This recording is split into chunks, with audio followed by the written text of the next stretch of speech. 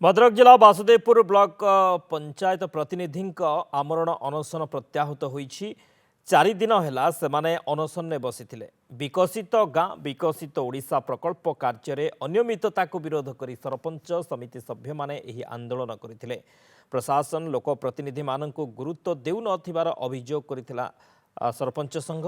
तेज ग्राम्य उन्नयन संघर अतिरिक्त प्रकल्प निर्देशक बीडीओ एसडीपीओ एमानक सहित 5 तारिख में आलोचना करने को लिखित प्रतिश्रुति देवा पर आंदोलन हटिछंती जनप्रतिनिधि माने।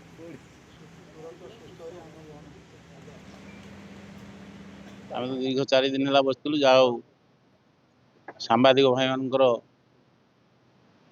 लगातार न्यूज परिवेषण कलापर जिला स्तर जो नेतृत्व आसी आमको लिखित आकार प्रतिश्रुति देते आम कथा बुझे एवं जो 1.5 वर्ष है दीर्घ 1.5 वर्ष है मीटिंग होता आसंता 11 तारिख रे मीटिंग करी लिखित चिठी आम पाक कर तेणु मु प्रथम धन्यवाद आपण जनाऊँगी तापर धन्यवाद जिला प्रशासन को जनाऊँगी एवं वीडियो महोदय को जनाऊँगी डेरी हेले भी आम दुख शुणी 5 दिन है अनशन बसी आमर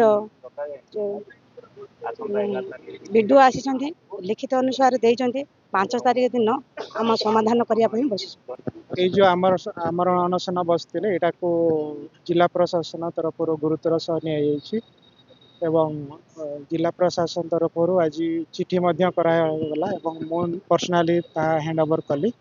तो ये जो समस्या रही है 5 तारिख दिन मंगलवार दिन गोटे मीटिंग माध्यम डिस्कसन करा आमर सीडीओ सार आसवे।